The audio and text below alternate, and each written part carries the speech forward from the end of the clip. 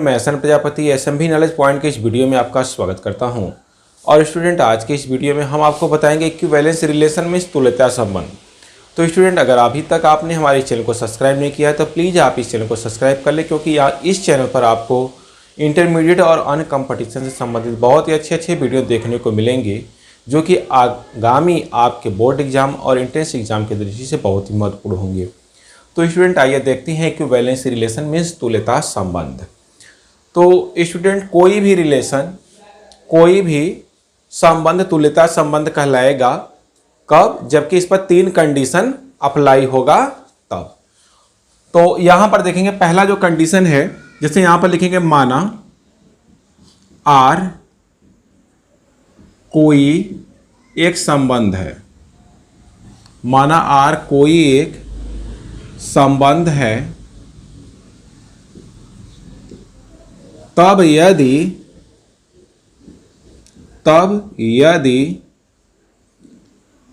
देखेंगे आर पर 3 कंडीशन लगेगा। तब यदि पहला है कंडीशन, आर क्या हो? स्वतुल्य हो। आर स्वतुल्य है। स्वतुल्य का मतलब रिफ्लेक्सिव है। दूसरा क्या है? आर सममित है, मीन्स सिमेट्रिक है। आर सममित है, यहां पर लिख सकते हैं स्वतुल्य है, यह सममित है। और तीसरा है कि आर क्या हो? संक्रमक या संक्रामक हो। आर क्या हो? संक्रमक। संक्रामक भी लिख सकते हैं, संक्रामक भी लिख सकते हैं। आर क्या है? संक्रामक है। तो देखिए, माना आर कोई एक संबंध है, तब यदि आर स्वतुल्य है, सममित है और संक्रामक है, लिखेंगे तब आर तुल्यता संबंध है। तब आर क्या है? तुल्यता संबंध है। मतलब क्या हुआ कि ऐसा संबंध जो कि स्वतुल्य हो और सममित हो और साथ ही साथ संक्रामक संबंध हो, यानी तीनों कंडीशन को संतुष्ट करे, तो ऐसे संबंध को तुल्यता संबंध या इक्विवेलेंस रिलेशन कहते हैं। अब बात आती है कि तुल्यता संबंध का एग्जाम्पल, तुल्यता संबंध का उदाहरण क्या है। तो यहां पर जरा देखें एग्जाम्पल। तो तुल्यता संबंध के एग्जाम्पल में पहला एग्जाम्पल, जैसे अगर हम मान लें कि माना यल क्या है? ऐसी एक ही तल में स्थित रेखाओं का समुच्चय है। यल क्या है? एक ही तल में स्थित रेखाओं का समुच्चय है। यल क्या है? एक ही तल में स्थित रेखाओं का समुच्चय है। और हम यहां पर एक संबंध आर इस प्रकार से परिभाषित करते हैं कि यहां पर देखेंगे L1 L2 belongs to R implies L1 parallel to L2, यानी L1 L2 belongs to are, यानी L1 और L2 एक दूसरे से इस प्रकार से संबंधित है कि L1 पैरेलल टू L2। तो यह संबंध तुल्यता संबंध कहलाएगा।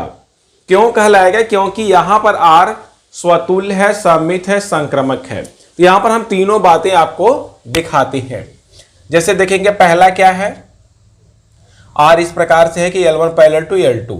तो यहां पर जरा देखेंगे, पहला क्या है कि देखेंगे कि प्रत्येक रेखा स्वयं के समांतर होती है। प्रत्येक रेखा स्वयं के समांतर होती है। तो यहां पर लिखेंगे, चूंकि प्रत्येक रेखा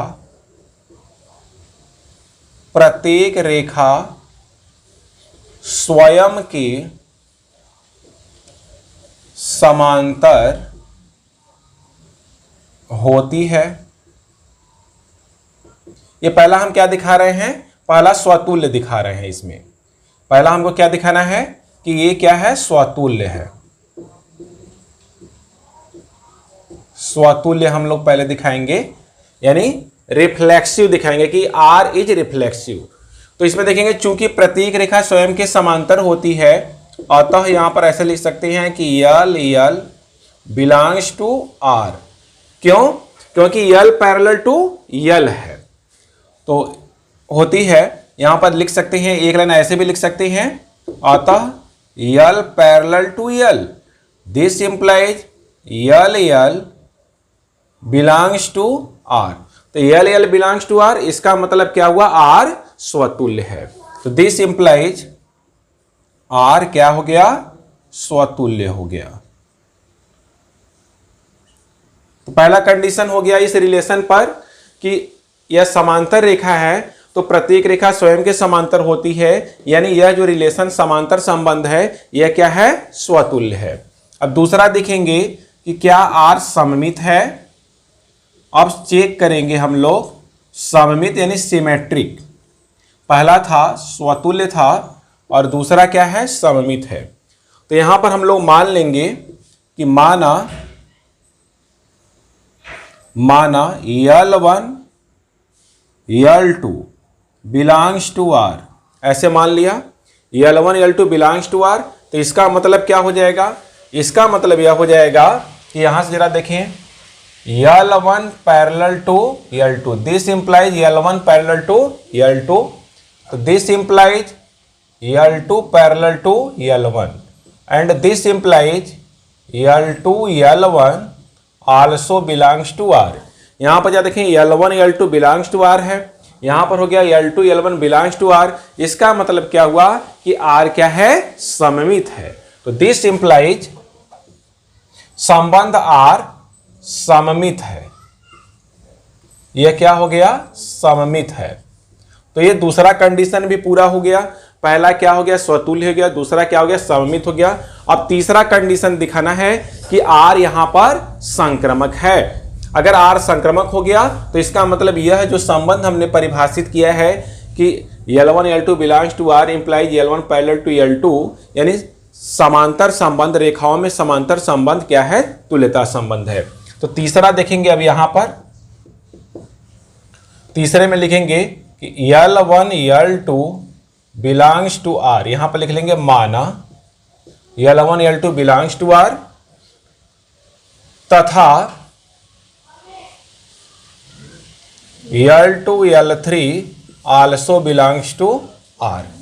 तो अब यहां पर जरा देखिए, L2 L3 also belongs to R। तो यहां पर जरा देखेंगे कि L1 L2 belongs to R implies L1 parallel to L2, इसको बनाएंगे equation first.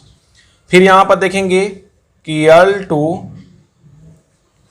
L3 belongs to R, तो this implies L2 parallel to L3, इसको बनाएंगे इक्वेशन 2। अब इसके बाद यहां पर आगे जरा देखेंगे, यहां से जरा देखें, इसको मिटा देते हैं।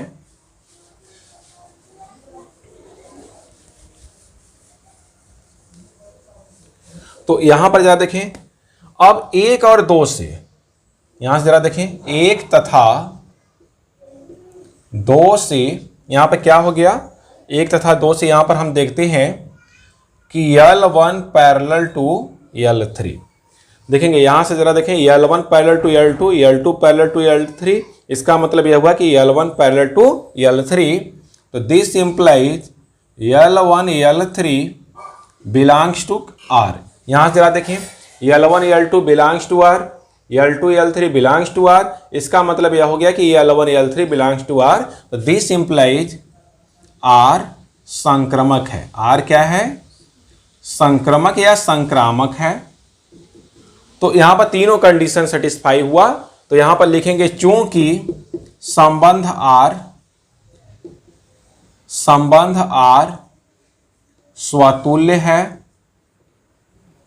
स्वतुल्य है, कामा सममित भी है,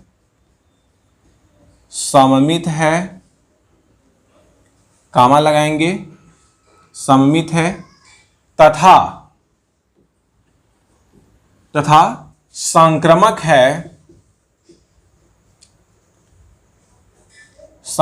है, अतः संबंध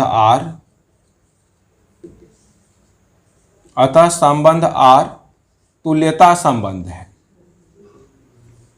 संबंध R क्या है? तुल्यता संबंध है। यहां पर संबंध R क्या हो जाएगा? तुल्यता संबंध हो जाएगा। क्यों? क्योंकि समांतर रेखाओं का जो संबंध है, यानी रेखाओं के समुच्चय में, एक ही तल में स्थित रेखाओं के समुच्चय में संबंध समांतर है। क्या है? स्वतुल्य है, सममित है और संक्रामक है। तो ऐसा संबंध जो कि तीनों कंडीशन को संतुष्ट करे, मीन्स स्वतुल्य भी हो, सममित भी हो और संक्रामक भी हो, तो वह संबंध तुल्यता संबंध मीन्स इक्विवेलेंस रिलेशन कहलाता है।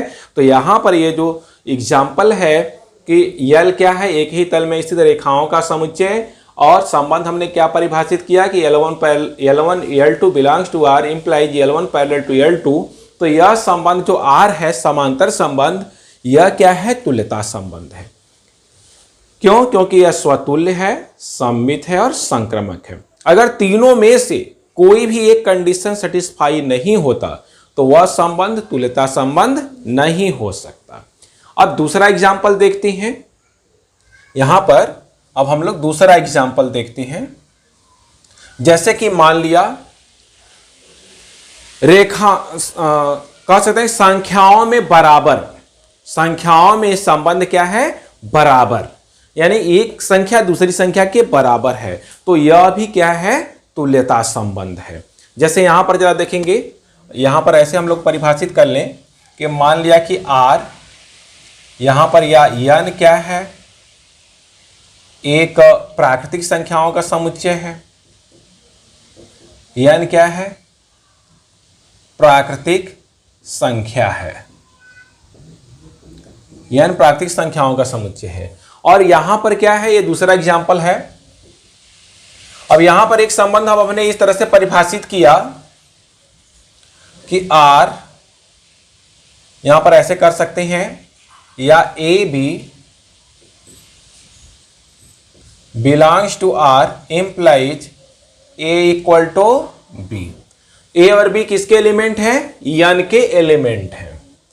तो यहां पर संबंध हमने इस प्रकार से परिभाषित किया है कि AB belongs to R implies A equal to B। तो यहां पर यह संबंध क्या होगा? तुल्यता संबंध होगा, क्योंकि यह संबंध स्वतुल्य है, सममित है और संक्रामक भी है। कैसे है? आइए हम सिद्ध करके आपको दिखाते हैं। तो यहां पर जरा देखें, यहां पर ये जो संबंध R है, यह क्या है? स्वतुल्य है, सममित और संक्रामक है। कैसे है? यहां पर जरा देखें, पहला हम लोग इसमें शो करेंगे क्या? स्वतुल्य। जब भी एग्जाम में आएगा इसी तरह से आपको तीनों शो करना होगा। तो स्वतुल्य यानी R क्या है? स्वतुल्य है। तो यहां पर स्वतुल्य कैसे दिखाएंगे? यहां पर लिखेंगे चूंकि प्रत्येक संख्या स्वयं के बराबर होती है, A इक्वल टू A, तो this implies A belongs to R। तो दिस इंप्लाइज R क्या है? स्वतुल्य है। क्योंकि स्वतुल्य का डेफिनेशन इसके पहले वाले वीडियो में हमने बताया था कि जब A बिलोंग्स टू R हो जाए, यानी इस सेट का प्रत्येक एलिमेंट उसी से संबंधित हो जाए, तो वह संबंध स्वतुल्य कहलाता है। तो यहां पर R क्या है? बराबर संबंध है, तो यह स्वतुल्य है। दूसरा क्या है? सममित। यहां पर शो करेंगे हम कि R क्या है? सममित संबंध है। तो सममित के लिए देखेंगे हमने क्या किया कि AB बिलोंग्स टू R, तो implies A equal to B। तो ऐसा भी कर सकते हैं, this implies B equal to A। तो दिस इंप्लाइज देखेंगे A equal to B, B equal to A, तो this implies BA also belongs to R। तो यहां पर जब देखेंगे AB बिलोंग्स टू R हो गया, यह इंप्लाइज कर रहा है BA बिलोंग्स टू R, यानी AB का उल्टा BA भी R में है, R से बिलोंग कर रहा है। इट मीन्स R क्या है? सिमेट्रिक है, सममित है।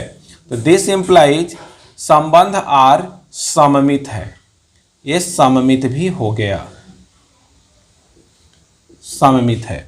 अब तीसरा क्या दिखाना है हमको? संक्रमक दिखाना है। तो यहां पर जरा देखेंगे, तीसरा क्या दिखाना है? संक्रमक संबंध, कि आर क्या है? संक्रमक है। तो आर को संक्रमक कैसे अब हम यहां पर शो करेंगे? ऐसे जरा देख सकते हैं कि माना ए बी तथा, ऐसे कर सकते हैं, ए बी तथा B C belongs to R. तो यहां पर जरा देखें, ये दोनों हमने मान लिया, ए बी और B C belongs to R है। अगर हम लोग यह सिद्ध कर दें कि A C belongs to R, तो यह क्या हो जाता है? संक्रमक हो जाता है। तो यहां पर लिखेंगे चूंकि a B belongs to R, तो implies a equal to b, equation first. क्योंकि यहां पर संबंध इसी तरह से परिभाषित है कि अगर A B belongs to R तो ए इक्वल टू बी। अब यहां पर जरा देखेंगे बी सी, चूंकि B C belongs to R, this implies B C, sorry यहां पर जरा देखेंगे बी इक्वल टू सी, ये बना इक्वेशन 2। तो बाई 1 एंड 2 यहां पर लिख सकते हैं, बाई इक्वेशन 1 एंड 2 देखें, a equal to b, b equal to सी, तो यहां पर हो जाएगा a इक्वल टू सी। तो a equal to C, this implies A C belongs to R. तो अब जरा देखें यहां पर A B belongs to R, B C belongs to R, तो A C also belongs to R. तो दिस इंप्लाइज आर क्या हो गया? संक्रमक है, आर संक्रमक है। तो यहां पर लिखेंगे चूंकि आर क्या हो गया भाई? आर स्वतुल्य है, स्वतुल्य है, सममित है, और क्या है? तथा संक्रमक है, तथा संक्रमक है। तो चूंकि यहां पर देखेंगे ये तीनों कंडीशन संतुष्ट कर गया, अतः संबंध आर क्या है? अतः आर तुल्यता संबंध है। आर क्या है? तुल्यता संबंध है, आर तुल्यता संबंध है। तो इस तरह से स्टूडेंट आप बहुत सारे एग्जाम्पल बना सकते हैं।